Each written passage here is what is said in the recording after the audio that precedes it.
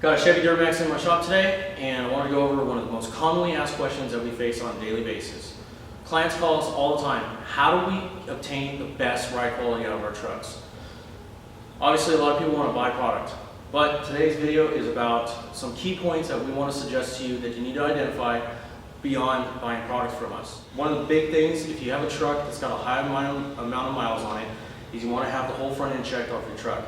Any type of wheel bearing, ball joints, any of the steering components, bushings, bump stops, anything that's showing wear and tear, you want to bring it all up to par. You're going to feel that right through the steering wheel, through the chassis of the truck, and the driver's seat. That's going to totally hinder the ride quality. When you're unloaded, the trucks just ride really choppy, and one of the main things you can do is you have a little bit of play with your tire PSI.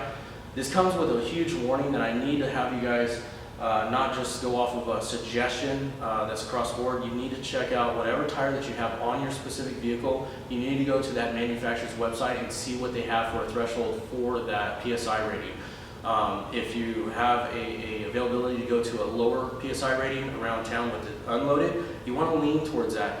You'll see a huge credit to ride quality because you're basically going to soften up that tire. You're going to be able to go over small bumps and stuff and cracks and all the little, jolty stuff that you face on city streets or on the highway. It's going to make the truck ride a lot better. If you have a 2007 and newer that's got the TPMS sensors, we've had multiple clients tell us that they've taken their trucks to a local dealership in their town and they've had them lower that PSI rating so the truck can go with a lower PSI without the dashboard light going on. The suspension faces issues with is oversized tires. A couple sizes above factory is really not going to harm too much. But once you start going way larger than that, a lot of guys will try to put large tires underneath their truck that are meant for a full lift kit under a stock truck. Or if they have a lifted truck, they'll use beyond what the lift is spec'd for. People like to say they made them fit. Well, that's fine that you made the tires fit and it looks awesome and everything, but it's going to come with a discredit to the ride quality. So you can't have both the best of both worlds if you're trying to over exceed the tire size but get a good ride quality. You gotta give one for the other. Now, if you stay within the threshold of what the suspension is designed around, you'll fulfill the wheel well as much as possible, and you'll get the best ride quality all the way around. Guys go into a larger size tire. The number one remedy that they make happen to make the tires fit is they'll bring up the front end of the truck. Leveling out your truck is not a bad thing. It's usually called, I'm going to key my truck, level out my truck, crank up the torsion bars, any of the slang words that's used to say that I brought up my front end of my truck. But the one thing you got to remember is that the suspension has a threshold beyond it going too far in ride height. It's a green zone of the upper control arm to the frame stop. You want to stay within at least having a space of 3/4 of an inch to 1 inch on a factory upper control arm.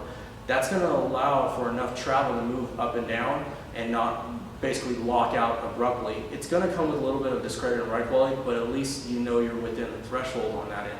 If you have anything less than that, that's when it just stops. Basically, the control arm is so close to the dropout stop that it just automatically locks out and the ride is just really horrible.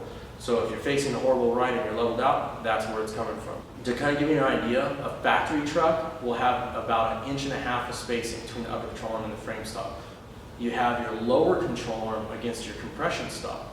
Now that becomes a problem because if trucks in factory form come off the showroom floors to where the lower control arm is engaged against the compression stop just a little bit, it's already starting to squish that lower compression stop. It's not a bad thing. But if you're looking for the prime ride quality, we suggest that you bump the ride height up just a little bit up off that bump stop, about 1/4 of an inch of space in between there. What that's going to allow is that the suspension can now go over obstacles going down the road on small obstacles of the suspension moving before it starts to really engage against that compression stop. That can help your ride quality. You would only have to bring up the front end by about 1/2 inch of ride height, nothing substantial, but again, just creating that space is going to help you out. Now, again, talking about the bump stops, a lot of people will go underneath their truck, look at their lower control arm bump stops, and find that they're missing, or they're halfway missing, they're dry rotted out and they're falling apart, or that they're just all discolored and they're really, really hard. Well, any of those issues with that bump stop being not up to par will also deteriorate the ride quality. Obviously, if it's dry rotting, it's all hard and everything, your suspension is just going up against a hard bump stop, it's not going to ride nice. If it's missing, it's going to allow the suspension to overly move and not control the move, and basically you're going to have a bad ride quality as well because of it. So those are just little hints on what we really like to suggest to clients if they're looking for the most out of their truck. Now from there, you can buy shocks and other components that we have to enhance the ride quality, but this is the heart of the situation of what you have to look over to make sure that when you do buy a shock package from us, you're completely getting the 100% value out of it. So if you're going into a new purchase with us, please check all this stuff out ahead of time. If you've already bought from us and you feel like you didn't get 100% value out of a shock package that we've offered to you, please check all this stuff. This is where we've started to see where a lot of guys have called back and we've identified that something was wrong with their truck. So again, it's just a small little video that I hope brings a big value to people that are looking to buy a product from us. Some of the biggest values might not just be in how much money you spend on the product, but by the setup of your truck being correct will allow your truck to perform correctly.